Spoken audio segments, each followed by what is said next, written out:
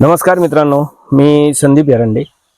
काय झालं मित्रांनो की हे सत्तेतले आमदार म्हणा, मंत्री म्हणा की हे काही पण उठून आपल्या सामान्य लोकांना म्हणा, शेतकऱ्यावर म्हणा काही पण बोलू राहिले। कारण पहिले ज्यावेळेस कृषी मंत्री आपले कोकाटे साहेब हे त्यांनी त्यावेळेस काही वाक्य बोलले होते की बा भिकारी एक रुपया सुद्धा घेत नाही, पण आम्ही 1 रुपयात शेतकऱ्याला पीक विमा देतो। म्हणजे आपल्याला कोणत्या लाईनीत त्यावेळेस त्यांनी बसून ठेवलं होतं।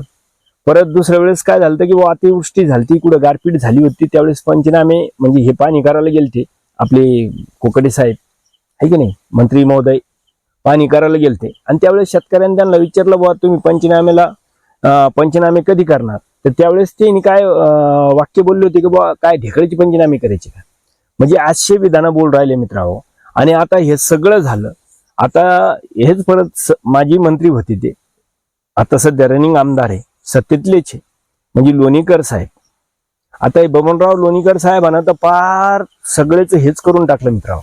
म्हणजे आता यांनी काय केलंय की बुवा तुमच्या पायात चप्पल नव्हती ती आम्ही दिली, तुम्हाला कपडे नव्हते ते आम्ही दिले, तुम्हाला हे दबडा मोबाईल नव्हता तो आमच्यामुळे, तुम्हाला अन्न मिळत नव्हतं ते आम्ही फुकट देतोय।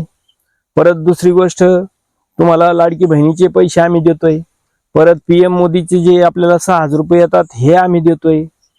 मग विचार करा मित्रांनो, मला ह्या लोणीकर साहेबाला एकच सांगायचं आहे साहेब की बाबा ठीक आहे, आता तुम्ही सत्तेत आले म्हणून आम्हाला कपडे मिळाले, आम्हाला मोबाईल मिळाला, आम्हाला चपला मिळाल्या, आम्हाला अन्न धान्य पण खायला मिळालं, पण मला हे सांगायचं लोणीकर साहेब किंवा तुम्ही आम्हाला कपडे दिले आहे की नाही, पण माझं एक म्हणणं आहे तुम्हाला साहेब की कपडे दिले म्हणता तुम्ही, कपड्याची तुमची काय फॅक्टरी का किंवा तुम्ही कपडे बनविता का। उलट आम्ही जे ना लोणीकर साहेब, आम्ही शेतकरी आहे, आणि शेतकऱ्यांना जर कापूस नाही जर पिकला ना तर तुम्ही भोंगळे हिंडतान, आम्ही नाही, आलं का लक्षात।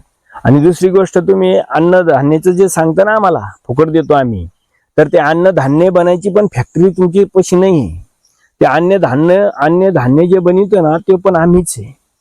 आम्ही जर अन्नधान्य जर नाही बनविलं ना तर तुम्ही त्या डायनिंग टेबलवर का ढेकळं खाता का।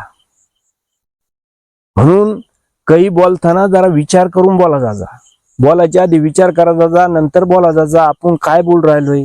आणि आपले बी काही शेतकरी मित्र आहोत तिथं बसलेले असतील त्या सभेमध्ये, तर ते पण टाळे वाजले असतील त्यांनी, आहे की नाही।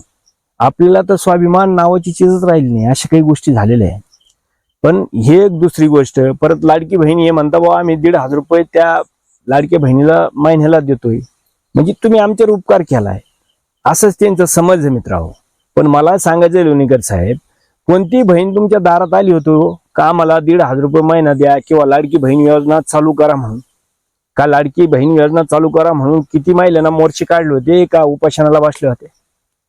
उलट तुमच्या विधानसभेचे इलेक्शन लागल्यानंतर तुम्ही ही स्कीम आणली आणि ती लाडकी बहीण योजना तुम्ही आणली, तुमच्या फायद्यासाठी आणली। आता त्याच्यात आमचे किती फायदे झाले काय झाले हे नंतर बघू, पण तुम्ही तुमच्याला मतदान मिळवा म्हणून तुम्ही लाडकी बहीण योजना आणली।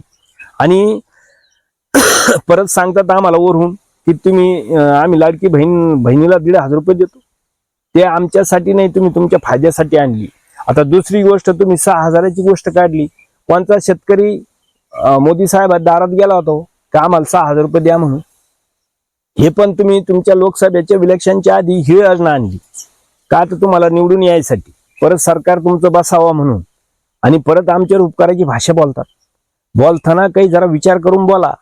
आम्ही शेतकरी हा देशाचा कणा आहे, अन्नदाता आहे आणि शेतकरी राजा आहे।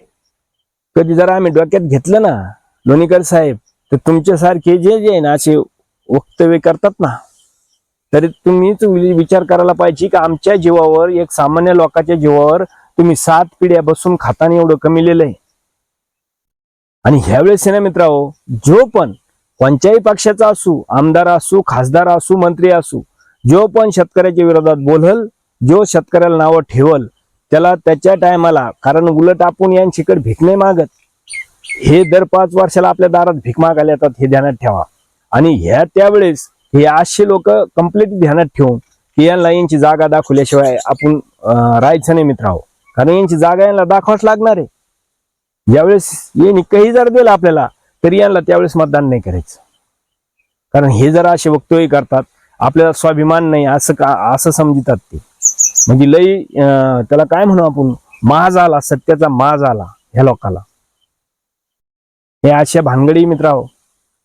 आणि एवढं करून बी म्हणजे चपला कपडे हे सगळं यांनी दिलं. बरं झाले ते म्हणले नाही तुमच्या पोराचे लग्न बी आम्हीच करून दिले, आहे की नाही. आता ते तर ते कोकाटे साहेब जे आता सध्या कृषी मंत्री आहे, तर ते म्हणले होते बुवा आम्ही जर कर्जमाफी जर केली तर लोक त्याच्यात शेतकरी काय करतात म्हणे, त्यांच्या पोरीचे साखरपुडे करतात, लग्न करतात. हो अरे कोकाटे साहेब, जर तुम्ही कर्जमाफी केलीच नाही तर आमच्या मुलाचे लग्न होणारच नाही. काय बोलतात, काय विधानं करतात. म्हणजे एवढी सत्तेची गुर्मी ह्या लोकांना आलेली मित्रांनो.